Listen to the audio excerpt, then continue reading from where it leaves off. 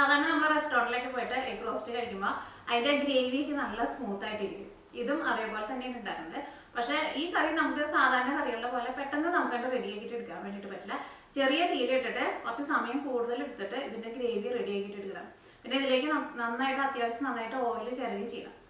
നമ്മൾ റെസ്റ്റോറൻറ്റിലേക്ക് പോയിട്ട് കഴിക്കുമ്പോൾ ആ ഗ്രേവിയുടെ മുകളിൽ ഓയിൽ നന്നായിട്ട് തെളിഞ്ഞ് നിൽക്കുമല്ലോ, അതേപോലെ ഓയിലിട്ടിട്ട് നമ്മൾ ഈ ഗ്രേവി ചെറിയ തീയിലിട്ടിട്ട് റെഡിയാക്കി എടുത്താൽ മാത്രമേ നമ്മൾ ആ വിചാരിക്കുന്ന ടേസ്റ്റ് കിട്ടുള്ളൂ. അപ്പോൾ നിങ്ങൾ ട്രൈ ചെയ്ത് നോക്കിയിട്ട് ഫീഡ്ബാക്ക് പറയാം. പിന്നെ വീഡിയോ ഇഷ്ടമാണെന്ന് വെച്ചിട്ടുണ്ടെങ്കിൽ വീഡിയോയുടെ അടിയിൽ ലൈക്ക് ചെയ്യുക, കമൻറ്റ്സ് ചെയ്യുക, നിങ്ങളുടെ ഫ്രണ്ട്സിന് ഷെയർ ചെയ്യാൻ വേണ്ടിയിട്ട് മറക്കരുത്. അപ്പോൾ ഇത് നമുക്ക് ഒട്ടും സമയങ്ങളായിട്ട് തന്നെ നമ്മുടെ റെസ്റ്റോറൻറ്റ് സ്റ്റൈലുള്ള എഗ് റോസ്റ്റ് റെഡിയാക്കിയിട്ട് എടുക്കാം. റെഡിയാക്കാൻ വേണ്ട സാധനങ്ങൾ എന്തൊക്കെയാന്ന് നോക്കാം. അപ്പോൾ ഫസ്റ്റ് നമുക്ക് ഇതിലേക്കൊരു മസാല ഉണ്ടാക്കണം. അപ്പോൾ മസാല ഉണ്ടാക്കാൻ വേണ്ടിയിട്ട് ഞാനിവിടെ ഇതേപോലെ വെളുത്തുള്ളി എടുത്തിട്ടുണ്ട്. അതൊരു വെളുത്തുള്ളി നല്ല വലിയ വെളുത്തുള്ളിയാണ്. അപ്പോൾ നിങ്ങൾ എടുക്കുമ്പോൾ വലിയ വെളുത്തുള്ളിയാണെന്ന് വെച്ചിട്ടുണ്ടെങ്കിൽ ഒരു 5 വലിയ വെളുത്തുള്ളി എടുക്കുക. പിന്നെ നമ്മുടെ നാടൻ വെളുത്തുള്ളിയൊക്കെയാണെന്ന് വെച്ചിട്ടുണ്ടെങ്കിൽ ഒരു 8 ചെറിയ വെളുത്തുള്ളി ഉണ്ടല്ലോ, ആ വെളുത്തുള്ളി എടുക്കുക. പിന്നെ ഇതിലേക്ക് ഇതേപോലത്തെ ഒരു കഷ്ണം ഇഞ്ചി എടുത്തിട്ടുണ്ട്. പിന്നെ സവോള, ഇതിപ്പോൾ കുറച്ച് വലിയ സവോളയാണല്ലോ, അപ്പോൾ ഞാൻ ഈ സവോളയുടെ ഒരു 3/4 ഭാഗം എടുക്കണുള്ളൂ കേട്ടോ. പിന്നെ പുഴുങ്ങിയെടുത്തേക്കണം ഒരു മുട്ടയും. ഇതെല്ലാം കൂടിയിട്ട് നമ്മൾ മിക്സിയിൽ ഇട്ടിട്ട് നല്ല പേസ്റ്റ് പോലെ അരച്ചിട്ടെടുക്കണം. അതിന് വേണ്ടിയിട്ട് മിക്സിയുടെ ചെറിയൊരു ജാർ എടുക്കുക. ഇതിലേക്ക് ഇഞ്ചി വെളുത്തുള്ളിയൊക്കെ ചേർക്കുക. അപ്പോൾ അതൊക്കെ ഒന്ന് ചെറുതാക്കിയിട്ട് ചേർക്കാം. സവോള ചേർക്കുക. സവോളയുടെ ഒരു 1/4 ഭാഗം ഞാൻ മാറ്റുന്നുണ്ട് കേട്ടോ, കാരണം ഒരുപാടായിട്ടുണ്ടെങ്കിൽ നമ്മുടെ ഗ്രേവി ഭയങ്കര തിക്കായി പോകും. നമുക്ക് അത്രയ്ക്ക് അങ്ങോട്ട് തിക്നെസ് വേണ്ട. മൂത്ത സവോളയൊക്കെയാണെങ്കിൽ ഇതിൻ്റെ മുകളിൽ കണ്ടോ ഇതേപോലെ ഇങ്ങനെ കട്ടിയിൽ ഇങ്ങനെ മഞ്ഞ കളർ ഉണ്ടാവും, അത് മാറ്റണം കേട്ടോ. അത് ചേർത്തിട്ടുണ്ടെങ്കിൽ ചിലപ്പോൾ നമ്മുടെ കറിക്ക് ഒരു കൈപ്രസ് ഉണ്ടാവും. അതിങ്ങനെ എല്ലാ സവോളയ്ക്കും ഉണ്ടാവില്ല കേട്ടോ, നല്ല മൂത്ത സവോളയ്ക്കൊക്കെ സാധാരണ കാണാറ്. സവോള അങ്ങനെ ചെറുതാക്കിയിട്ട് കട്ട് ചെയ്യേണ്ട, കാരണം സവോള ഭയങ്കര സോഫ്റ്റ് ഉണ്ടോ. മിക്സിയിൽ ഇട്ടിട്ട് ഒന്ന് കറക്കുമ്പോൾ തന്നെ നല്ല പേസ്റ്റ് പോലെ അരിഞ്ഞിട്ട് സവോള ഇങ്ങനെ മുകളിൽ ഇട്ടാൽ മതി. ഇഞ്ചിയും വെളുത്തുള്ളിക്ക് അടിയിൽ പോട്ടെ. ഇതിലേക്ക് ഞാനിവിടെ ഒരു മുട്ടയും കൂടിയും ചേർക്കുന്നുണ്ട്. ഇങ്ങനെ മുട്ടയും കൂടിയും ചേർക്കാം. അപ്പോൾ നമ്മുടെ കറിയുടെ ഗ്രേവിക്ക് കയറുന്നാലും നല്ല ടേസ്റ്റ് ഉണ്ടാവും. അല്ലെങ്കിൽ ഇപ്പോൾ നമ്മൾ ഈ ഗ്രേവി ഉണ്ടാക്കി കഴിഞ്ഞിട്ട് ഇതിലേക്ക് നമ്മൾ പുഴുങ്ങിയ മുട്ട മാത്രമല്ല ചേർക്കുന്നത്. ചിക്കനൊക്കെയാണ് ചേർക്കണമെന്ന് വെച്ചിട്ടുണ്ടെങ്കിൽ ആ ചിക്കൻ്റെ ടേസ്റ്റൊക്കെ കൂട്ടിയിട്ട് നമ്മുടെ ഗ്രേവിയിലേക്ക് കിട്ടിയിട്ട് കറിയുടെ ഗ്രേവിക്ക് ആ ചിക്കൻ്റെ ഫ്ലേവർ കൊടുക്കും. പക്ഷേ മുട്ടയ്ക്ക് അത്രയ്ക്കധികം ഫ്ലേവർ കൊടുക്കാൻ വേണ്ടിയിട്ട് പറ്റില്ലല്ലോ. അപ്പോൾ ഞാനിങ്ങനെ മുട്ടയും കൂട്ടിയിട്ട് അരച്ചിട്ട് ഉണ്ടാക്കിയപ്പോൾ നല്ല ടേസ്റ്റ് ആയിരുന്നു. അപ്പോൾ നമുക്ക് പുഴുങ്ങിയെടുത്തേക്കണ ഒരു മുട്ടയും കൂടിയിട്ട് ചേർക്കാം. ഇതെല്ലാം കൂടിയിട്ട് നല്ല പേസ്റ്റ് പോലെ അരച്ചിട്ട് എടുക്കട്ടെ. ഇതിപ്പോൾ ജാറിൽ കറങ്ങിയിരിക്കുന്നുണ്ട്, കുഴപ്പമില്ല. ഒന്ന് കറങ്ങി കഴിഞ്ഞ് കഴിയുമ്പോൾ സവോളയ്ക്ക് അങ്ങോട്ട് നല്ല ഒതുങ്ങി നല്ല പേസ്റ്റ് പോലെ വരും. അപ്പോൾ ഇത് ഞാനൊന്ന് കറക്കിയിട്ട് എടുക്കട്ടെ. ഇതിനകത്ത് വെള്ളമൊന്നും ചേർക്കണ്ട കേട്ടോ. അപ്പോൾ ഇതെല്ലാം കൂടിയിട്ട് നല്ല പേസ്റ്റ് പോലെ അരച്ചിട്ട് എടുത്തിട്ടുണ്ട്. ജസ്റ്റ് ഒന്ന് കറക്കിയ വഴിക്കാനും നിർത്തരുത് കേട്ടോ, കാരണം ഇത് നല്ല പേസ്റ്റ് പോലെ അരിഞ്ഞില്ല എന്ന് വെച്ചിട്ടുണ്ടെങ്കിൽ ഇഞ്ചിയൊക്കെ ഇങ്ങനെ പൊടി പോലെ കിടക്കും. അപ്പോൾ നമ്മുടെ ഈ കറിയുടെ ഗ്രേവി നല്ല സ്മൂത്തായിട്ടിരിക്കുക. അപ്പോൾ ലാസ്റ്റേക്ക് കറി റെഡി ആയി കഴിയുമ്പോൾ നമ്മളിങ്ങനെ കഴിച്ച് നോക്കുമ്പോൾ ഇഞ്ചി ഇങ്ങനെ തരിതരിപ്പായിട്ട് ഇങ്ങനെ വരും. അപ്പോൾ നമുക്കങ്ങനെ കഴിക്കുമ്പോൾ അത്രയ്ക്ക് ടേസ്റ്റ് ഉണ്ടാവില്ല. അപ്പോൾ നല്ല പേസ്റ്റ് പോലെ ഇതേപോലെ നല്ല ക്രീമായിട്ട് അരച്ചിട്ട് എടുക്കണം കേട്ടോ. അപ്പോൾ ഇത് അങ്ങോട്ട് നീക്കി വയ്ക്കട്ടെ. ഈ കറിയിലേക്ക് നമ്മൾ പുളിക്ക് വേണ്ടിയിട്ട് തക്കാളി അല്ല കേട്ടോ ചേർക്കുന്നത്. സാധാരണ നമ്മൾ തക്കാളി ചേർത്തിട്ടാണല്ലോ മുട്ട റോസ്റ്റൊക്കെ ഉണ്ടാക്കുക. ഇതിലേക്ക് നമ്മൾ തൈരാണ് ചേർക്കുന്നത്. അപ്പോൾ തൈര് നിങ്ങൾ മിക്സിയിൽ ഇട്ടിട്ടൊന്ന് കറക്കിയിട്ട് വയ്ക്കുക. അപ്പോൾ നല്ല പുളിയുള്ള തൈരാന്ന് വെച്ചിട്ടുണ്ടെങ്കിൽ അതനുസരിച്ചിട്ട് ചേർത്താൽ മതി കേട്ടോ, കാരണം ഒരുപാട് പുളി വേണ്ട, ചെറുതായിട്ട് ഒരു പുളി രസം മതി.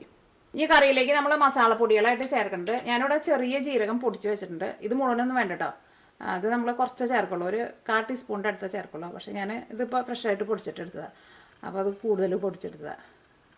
അപ്പോൾ നമുക്ക് ചെറിയ ജീരകം വേണം, പിന്നെ ഗരം മസാല വേണം, സാധാരണ നമ്മൾ ചിക്കൻ കറിയിലേക്ക് ചേർക്കണം ഗരം മസാല.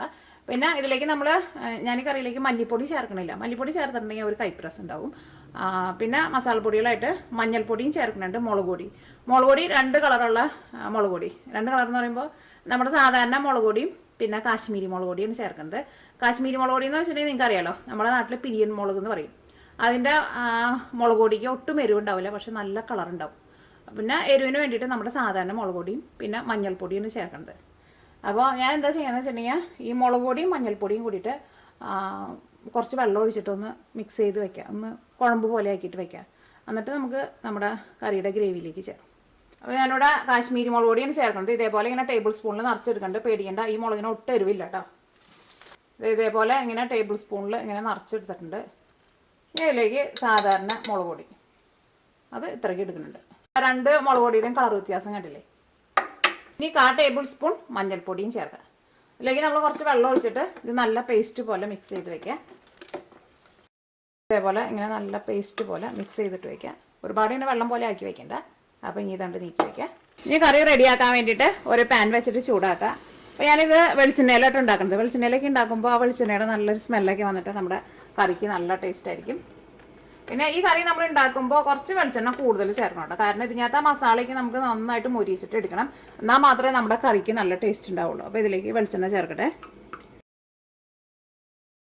ഇപ്പോൾ നമ്മുടെ വെളിച്ചെണ്ണ നന്നായിട്ട് ചൂടായിട്ടുണ്ട്. ഇനി ഞാനിതിലേക്ക് ഒരു 3 ഏലക്കായയും ഇതേപോലത്തെ ഒരു വലിയ കഷ്ണം കറുകപ്പട്ടയാണ് ചേർക്കുന്നത്. കറുകപ്പട്ട ഒന്ന് ചെറുതായിട്ടൊന്ന് കട്ട് ചെയ്തിട്ട് ചേർക്കട്ടെ. 3 ഏലക്കായയും ചേർക്കുക. ഇതേപോലെ ഏലക്കായ ഇതേപോലെ ഒന്ന് പൊടിച്ചിട്ട് ഇടണം കേട്ടോ. ജസ്റ്റ് മുളകത്തെ പാടി ഇടരുത്. അപ്പോൾ നമ്മുടെ ചൂടായി കഴിയുമ്പോൾ നമ്മുടെ മേത്തേക്ക് പൊട്ടിത്തെറിക്കും. ഇതിലേക്ക് നമ്മളിവിടെ നേരത്തെ കൂടിയിട്ട് അരച്ച് വെച്ചിട്ടുണ്ടായിരുന്നില്ല, ഇഞ്ചിയും വെളുത്തുള്ളിയും മുട്ടയൊക്കെ കൂടിയിട്ട് ആ പേസ്റ്റാണ് നമ്മൾ ചേർക്കാൻ വേണ്ടിയിട്ട് പോകുന്നത്. അപ്പോൾ അതിൻ്റെ പേസ്റ്റ് ഇരിക്കുന്നുണ്ടല്ലേ, നല്ല പേസ്റ്റ് പോലെ അരച്ചെടുത്തിട്ടുണ്ട്. അത് ഇതിലേക്ക് ചേർക്കാം.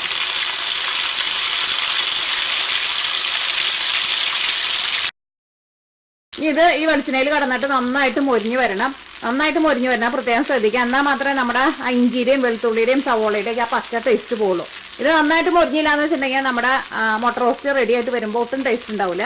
അപ്പോൾ നന്നായിട്ട് മൊരിഞ്ഞ് വരണം. ഇതേപോലെ മൊരിയിച്ചിട്ട് എടുക്കാൻ വേണ്ടിയിട്ട് കുറച്ച് സമയം കൂടുതൽ എടുക്കട്ടെ. ഇത് നമുക്ക് പെട്ടെന്ന് അങ്ങോട്ട് റെഡി ആക്കിയിട്ട് എടുക്കാൻ വേണ്ടിയിട്ട് പറ്റിയ കറിയല്ല കേട്ടോ. കുറച്ച് സമയം എടുത്തിട്ട് ചെയ്യേണ്ട കറിയാണ്. എന്നാൽ മാത്രമേ കറിയുടെ നമ്മൾ വിചാരിക്കുന്ന ടേസ്റ്റിലേക്ക് വരുള്ളൂ. ഇതിലേക്ക് നമുക്ക് ആവശ്യത്തിന് ഉപ്പ് ചേർക്കാം. ഒരുപാട് കൂട്ടി വയ്ക്കണ്ട, പതുക്കെ ഒന്ന് കുറച്ച് വയ്ക്കാം. ഇത് ഞാനിവിടെ മീഡിയം ഫ്ലെയിമിൽ ഇട്ടിട്ട് മൂടി വയ്ക്കാം കേട്ടോ. ഇടയ്ക്ക് നമ്മൾ ഇളക്കിയിട്ട് കൊടുക്കണം, അടിയിൽ പിടിക്കരുത്. ചെറിയ തീയിൽ കിടന്നിട്ട് നന്നായിട്ട് മുരിഞ്ഞ് വരട്ടെ. അപ്പോൾ മൂടി വയ്ക്കട്ടെ. ഇടയ്ക്ക് ഒന്ന് ഇളക്കിയിട്ട് കൊടുക്കുക. അപ്പോൾ അതാ വെളിച്ചെണ്ണയ്ക്ക് നന്നായിട്ട് തെളിഞ്ഞ് വന്നിട്ടുണ്ട്. ഇതിപ്പോൾ ഒരു 3/4 ഭാഗം നന്നായിട്ട് മുരിഞ്ഞിട്ടുണ്ട്. ഇനി ഇതിലേക്ക് നമുക്ക് ആ മുളകിൻ്റെ പേസ്റ്റ് നമ്മൾ മിക്സ് ചെയ്ത് വെച്ചിട്ടില്ലേ, അതും കൂടി ചേർത്തിട്ട് ഒന്നും കൂടി നന്നായിട്ടൊന്ന് മുരിച്ചിട്ട് എടുക്കണം. അപ്പോൾ ആ പേസ്റ്റ് ചേർക്കാൻ പോണതിന് മുമ്പ് നമുക്ക് ചെറിയ ജീരകം പൊടിച്ച് വെച്ചിട്ടുണ്ടായിരുന്നല്ലോ, അത് ചേർക്കുക. അത് ഞാനിവിടെ ഇത്രയ്ക്കാണ് ചേർക്കുന്നത്. ഒരു 1/2 ടീസ്പൂണാണ് ചേർക്കുന്നത്. 1/2 ടീസ്പൂണിൻ്റെ അടുത്തുള്ളൂ കേട്ടോ. ഗരം മസാല ചേർക്കുക. ഗരം മസാല ഞാനിതിലേക്ക് 3/4 ടേബിൾ സ്പൂണാണ് ചേർക്കുന്നത്. അപ്പോൾ നമുക്ക് ഇത്രയ്ക്ക് ചേർക്കാം. പിന്നെ നമുക്ക് ലാസ്റ്റ് കറിയുടെ ടേസ്റ്റ് നോക്കിയിട്ട് വേണമെന്ന് വെച്ചിട്ടുണ്ടെങ്കിൽ നിങ്ങൾക്ക് ഗരം മസാല രണ്ടാമതും ചേർക്കാം കേട്ടോ. ഇത് ഞാനത് നന്നായിട്ട് മിക്സ് ചെയ്തിട്ട് ഇതിലേക്ക് നമുക്ക് കുറച്ച് കുരുമുളകിൻ്റെ പൊടിയും കൂടിയും ചേർക്കണം. കുറച്ച് കുരുമുളക് പൊടി ചേർക്കാം. കുരുമുളക് പൊടി ഞാൻ ഇതിലേക്ക് ഒരു 1/2 ടേബിൾ സ്പൂൺ ചേർത്തിട്ടുണ്ട്. ടീസ്പൂൺ അല്ല കേട്ടോ, ഏകദേശം ഒരു 1/2 ടേബിൾ സ്പൂൺ ഉണ്ടാവും.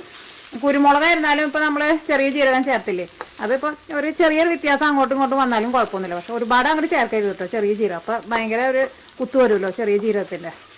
ഇനി ഇതിലേക്ക് നമ്മുടെ മുളക് പേസ്റ്റ് ചേർക്കാം. അപ്പോൾ നിങ്ങളുടെ അടുത്ത് കഴിഞ്ഞപ്പോൾ കാശ്മീരി മുളക്, ഈ പിരിയമുളകിൻ്റെ പൊടിയില്ലാന്ന് വെച്ചിട്ടുണ്ടെങ്കിൽ സാധാരണ മുളക് പൊടി ചേർക്കാം. അത് ചേർക്കുമ്പോൾ നമ്മൾ ഇത്രയ്ക്ക് ചേർക്കരുത് കേട്ടോ, നമ്മുടെ എരിവിനനുസരിച്ചിട്ട് ചേർക്കാം. പക്ഷേ ഇതേപോലെ പിരിയമുളകിൻ്റെ പൊടിയും കൂടിയിട്ട് ചേർക്കാം. അപ്പോഴായിരിക്കും നമ്മുടെ ആ കറി കാണാനൊക്കെ നല്ല ഭംഗിയുണ്ടാവുക. ഇതിപ്പോൾ മസാല ഭയങ്കര ഡ്രൈ ആയിട്ടാണല്ലോ ഇരിക്കുന്നത്. അപ്പോൾ അതുകൊണ്ടാണ് നമ്മൾ ഈ മുളക് പൊടി ഇതേപോലെ പേസ്റ്റ് ആക്കിയിട്ട് ചേർക്കേണ്ടത്. അപ്പോഴായിരിക്കും മുളക് പൊടി നന്നായിട്ട് മുരിഞ്ഞ് വരും. ഈ തീ ഒരുപാട് കൂട്ടി വയ്ക്കരുത്. ഒരു ചെറിയ തീയിലിട്ടിട്ട് ഒന്നും കൂടി ഒന്ന് മൂടി വയ്ക്കാം. ഇതെല്ലാം കൂടിയിട്ട് ഒന്നും കൂടി നന്നായിട്ടൊന്ന് മുരിഞ്ഞ് വരണം. അല്ലെങ്കിൽ ഈ മുളകിൻ്റെയൊക്കെ ഒരു പച്ച ടേസ്റ്റ് ഉണ്ടാവുമല്ലോ. ഇനി ഞാനിവിടെ മീഡിയം ഫ്ലെയിമിൽ വെച്ചിട്ട് ഒന്ന് മൂടി വയ്ക്കുകയാണ്. ഇതിനകത്ത് ഓയിലൊക്കെ ഒന്ന് തെളിഞ്ഞ് ഇതൊന്നും കൂടി നന്നായിട്ടൊന്ന് മുരിഞ്ഞ് വരട്ടെ. ഇതിനകത്ത് ഓയിലൊക്കെ നന്നായിട്ട് തെളിഞ്ഞ് വന്നിട്ടുണ്ട്. വയ്ക്കരുത് കേട്ടോ, ഉറപ്പായിട്ടും കരിഞ്ഞു പോകും. അടിയിൽ മൊത്തം കരിഞ്ഞു പിടിക്കും. ഇനി ഇതിലേക്ക് നമ്മൾ തൈരാണ് ചേർക്കാൻ വേണ്ടിയിട്ട് പോകുന്നത്. അപ്പോൾ തൈര് ചേർക്കുമ്പോൾ നല്ല പുളിയുള്ള തൈരാന്ന് വെച്ചിട്ടുണ്ടെങ്കിൽ നിങ്ങൾ അതനുസരിച്ചിട്ട് ചേർക്കാം. അപ്പോൾ ഞാനിവിടെ തൈര് മിക്സിയിൽ ഇട്ടിട്ട് ഒന്ന് കറക്കി എടുത്തിട്ടുണ്ട്. ഇത്രയ്ക്ക് തൈരായിട്ട് എടുത്തേക്കുന്നത് നമ്മുടെ മിക്സിയുടെ ചെറിയ ജാറിൽ. അപ്പോൾ ഇതാണ് ചേർക്കുന്നത്. അപ്പോൾ നല്ല പുളിയുള്ള തൈരാന്ന് വെച്ചിട്ടുണ്ടെങ്കിൽ നിങ്ങൾ ഇത്രയ്ക്ക് ചേർക്കരുത് കേട്ടോ. ഇതിന് അധികം പുളിയില്ലാത്ത തൈരാണ്. അത് പ്രത്യേകം ശ്രദ്ധിക്കുക. ഭയങ്കര പുളി കൂടിയിട്ടുണ്ടെങ്കിൽ ഒട്ടും ടേസ്റ്റ് ഉണ്ടാവില്ല.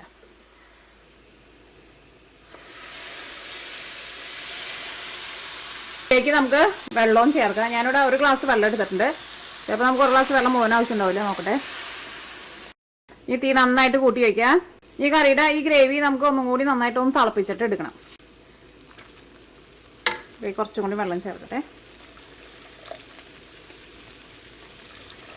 അപ്പോൾ ഞാനിവിടെ ഇതേപോലത്തെ ഗ്ലാസ്സിൽ, ഇങ്ങനത്തെ ഇനി കുറച്ചും കൂടി ഉണ്ട്, ഇങ്ങനത്തെ ഗ്ലാസ്സിൽ ഒരു 3/4 ഗ്ലാസ് വെള്ളമാണ് ചേർത്തിട്ടുണ്ടായിരുന്നത്. അപ്പം ഞാൻ കഴിഞ്ഞ ദിവസം മാഗിയുടെ കോക്കനട്ട് പൗഡർ വെച്ചിട്ട് ഒരു മീൻ കറി ഉണ്ടാക്കിയിട്ടുണ്ടായിരുന്നു. അപ്പോൾ ഇത് കുറച്ച് പേരൊക്കെ കമൻസ് ഇട്ടിട്ടുണ്ടായിരുന്നു, കറിയിലെ ഗ്രേവി ഭയങ്കര വെള്ളം പോലെയായിരുന്നു. പക്ഷേ ആ കറിയിൽ വെള്ളം അത്രയ്ക്ക് വേണം. കാരണം എന്താണെന്ന് വെച്ചിട്ടുണ്ടെങ്കിൽ തേങ്ങാപ്പാൽ നമ്മൾ ചേർക്കുമ്പോൾ ഭയങ്കര വെള്ളം പോലെ ആയിട്ടുണ്ടെങ്കിൽ കറി ചൂടാറി കഴിഞ്ഞാലും അങ്ങനെ വെള്ളം പോലെ തന്നെ ഇരിക്കും. പക്ഷേ ഈ കോക്കനട്ട് പൗഡറിന് ഒരു കുഴപ്പമുണ്ട് കേട്ടോ. ആ കറി ഒന്ന് ഇരുന്ന് കഴിഞ്ഞ് കഴിയുമ്പോൾ ഒന്ന് ചെറുതായിട്ടൊന്ന് തിക്കായിട്ട് വരും. അവരതിനകത്ത് സ്റ്റാർച്ച് പോലെ എന്തോ ചേർക്കുന്നുണ്ട്. അപ്പോൾ ആ കറിയുടെ ഗ്രേവി ഞാൻ ആ പറഞ്ഞ പോലെ തന്നെ അളവിൽ നിങ്ങൾ അത്രയ്ക്ക് തന്നെ വെള്ളം ചേർത്തിട്ട് കറി റെഡി ആക്കിക്കോ. ആ കറിയിൽ ഒട്ടും വെള്ളം കൂടില്ല കേട്ടോ. ഞാൻ ഈ കറിയുടെ ടേസ്റ്റ് നോക്കട്ടെ. ഉപ്പ് വേണമെന്ന് വെച്ചാൽ നമുക്ക് ഉപ്പ് ചേർക്കണം. അപ്പോൾ നിങ്ങളിതിൻ്റെ ടേസ്റ്റ് നോക്കുമ്പോൾ നിങ്ങൾക്ക് തോന്നാണ് പുളി ഒട്ടും തീരെ ഇല്ലാന്ന് തോന്നുകയാണെങ്കിൽ നിങ്ങൾ അതനുസരിച്ചിട്ട് തൈര് ഇതേപോലെ മിക്സിയിലിട്ടിട്ട് കറക്കിയിട്ട് വേണം അവിടെ ചേർക്കാൻ വേണ്ടിയിട്ട്. അല്ലെങ്കിൽ കട്ട പിടിച്ച പോലെ കിടക്കും. കുറച്ച് പുളി കുറവുണ്ട്, തീരെ പുളിയില്ല. ഞാൻ തിന്ന തൈരിന് ഒട്ടും പുളി ഉണ്ടായിരുന്നില്ല. അപ്പോൾ ഞാൻ കുറച്ചും കൂടിയും തൈര് ചേർക്കുന്നുണ്ട്. അപ്പോൾ ഇനി കുറച്ചും കൂടിയും തൈര് ചേർക്കട്ടെ. ഞാനിത് ഞാൻ കടയിൽ നിന്ന് വാങ്ങിച്ചതാണ്. അപ്പോൾ അതിന് പുളി തീരെ കുറവാണ്. ഗ്രേവി ഒന്ന് നന്നായിട്ടൊന്ന് തിക്കായിട്ട് വരണം. അപ്പോൾ നമ്മൾ ഒരു മീഡിയം ഫ്ലെയിമിൽ വെച്ചിട്ട് കറി മൂടി വയ്ക്കുക. ഗ്രേവി ഒന്ന് തിക്കായി കഴിഞ്ഞിട്ട് നമുക്ക് ഇതിലേക്ക് മുട്ട ചേർക്കാം. തീ ഒരുപാട് അങ്ങോട്ട് കുറച്ച് വെക്കണ്ട, ഒരു മീഡിയം ഫ്ലെയിമിൽ വെക്കുക, മൂടി വയ്ക്കട്ടെ. കാരണം ചെറിയ തീയിൽ കിടന്നിട്ട് ഈ ഗ്രേവി ഒന്ന് നന്നായിട്ട് തിളച്ചിട്ട് ഇതിനകത്ത് ഓയിലൊക്കെ നന്നായിട്ടൊന്ന് തെളിഞ്ഞ് വരണം. അപ്പോൾ ഞാനിവിടെ മീഡിയം ഫ്ലെയിമിൽ ഒരു 5 മിനിറ്റ് മൂടി വെച്ചിട്ടുണ്ടായിരുന്നു. ഈ കറിയിലേക്ക് ഞാനിവിടെ ഇതേപോലെ ഒരു ചെറിയ കഷ്ണം ശർക്കര ചേർക്കുന്നുണ്ട്. ശർക്കര അല്ലെങ്കിൽ പഞ്ചസാര ചേർക്കുക. അത് എന്തായിരുന്നാലും ചേർക്കണം കേട്ടോ. എന്നാലായിരിക്കും നമ്മുടെ ആ കറിയുടെ ആ ടേസ്റ്റ്, നമ്മൾ തൈരൊക്കെ ചേർത്തിട്ടുണ്ടല്ലോ, ആ ടേസ്റ്റൊക്കെ ഒന്ന് ബാലൻസ് ചെയ്ത് വരാം. ഇതിലേക്ക് ഞാനിവിടെ കുറച്ച് മല്ലിയിലയും ചേർക്കുന്നുണ്ട്. മല്ലിയിലേക്ക് കുറച്ച് കൂടുതൽ ചേർക്കാം. ഈ കറിയുടെ ഗ്രേവി ഒന്നും കൂടി ഒന്ന് തിക്കായിട്ട് വരണം കേട്ടോ. ഇനി നമുക്ക് ഇതിലേക്ക് മുട്ട ചേർക്കാം. മുട്ട ചേർക്കുമ്പോൾ ഇതേപോലെ ഒന്ന് വരഞ്ഞിട്ട് ചേർക്കാം. അപ്പോൾ ഈ മുട്ടയുടെ ഉള്ളിലേക്കൊക്കെ ഈ മസാല നന്നായിട്ട് പിടിക്കുമല്ലോ. അപ്പോൾ ഞാനിവിടെ മീഡിയം ഫ്ലെയിമിൽ ഒരു 15 മിനിറ്റ് മൂടി വെച്ചിട്ടുണ്ടായിരുന്നു. അപ്പോൾ ഇതിനകത്ത് ഓയിലൊക്കെ തെളിഞ്ഞു വന്ന് തുടങ്ങിയിട്ടുണ്ട്. ഒന്ന് ഇളക്കി കൊടുക്കട്ടെ. ഞാനിവിടെ ഒരു മീഡിയം ഫ്ലെയിമിൽ ഒരു 15 മിനിറ്റ് മൂടി വെച്ചിട്ടുണ്ടായിരുന്നു. അതിൻ്റെ ഇടയ്ക്ക് ഞാൻ 2 പ്രാവശ്യം ഒന്ന് ഇളക്കി കൊടുത്തിട്ടുണ്ടായിരുന്നു. അപ്പോൾ നമ്മുടെ കറിയുടെ ഗ്രേവിക്ക് നല്ല തിക്കായിട്ട് ഓയിലൊക്കെ നന്നായിട്ട് തെളിഞ്ഞു വന്നിട്ടുണ്ട്. ഇതേപോലെ ഓയിലൊക്കെ നന്നായിട്ട് തെളിഞ്ഞു വരണം.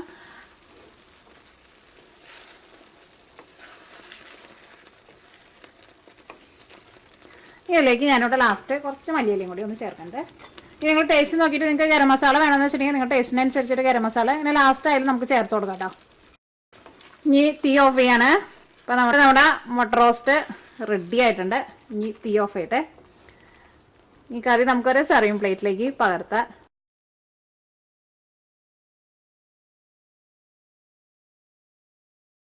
നമ്മുടെ സ്പെഷ്യൽ ആയിട്ടുള്ള മുട്ട റോസ്റ്റ് റെഡി ആയിട്ടുണ്ട്. കാണാൻ വേണ്ടിയിട്ട് നല്ല ഭംഗിയില്ലേ, അതേപോലെ തന്നെ കഴിക്കാനാണെങ്കിലും നല്ല ടേസ്റ്റ് ഉണ്ട്. പിന്നെ ഇതിൻ്റെ മസാല നിങ്ങൾ റെഡിയാക്കിയിട്ട് എടുക്കുമ്പോൾ പെട്ടെന്ന് ഈ കറി നമുക്ക് സാധാരണ കറികൾ റെഡിയാക്കിയിട്ട് എടുക്കുന്ന പോലെ പെട്ടെന്ന് റെഡിയാക്കി എടുത്തിട്ടുണ്ടെങ്കിൽ അത്രയ്ക്ക് ടേസ്റ്റ് ഉണ്ടാവില്ല കേട്ടോ. കാരണം ഇതിലേക്ക് നമ്മൾ ഇഞ്ചിയും വെളുത്തുള്ളിയൊക്കെ അരച്ച് ചേർക്കുന്നതൊക്കെ വെളിച്ചെണ്ണയിൽ കിടന്നിട്ട് നന്നായിട്ട് മുരിഞ്ഞ് വരണം. അതേപോലെ തന്നെ ആ മുളകിൻ്റെ പേസ്റ്റ് ഉണ്ടല്ലോ, അതൊക്കെ നന്നായിട്ട് മുരിഞ്ഞ് വന്നാൽ മാത്രമേ നമ്മുടെ ഈ കറിക്ക് നല്ല ടേസ്റ്റ് ഉണ്ടാവുള്ളൂ. ഈ കറി ചപ്പാത്തിയുടെ കൂടെ കഴിക്കാൻ വേണ്ടിയിട്ട് നല്ല ടേസ്റ്റാണ്.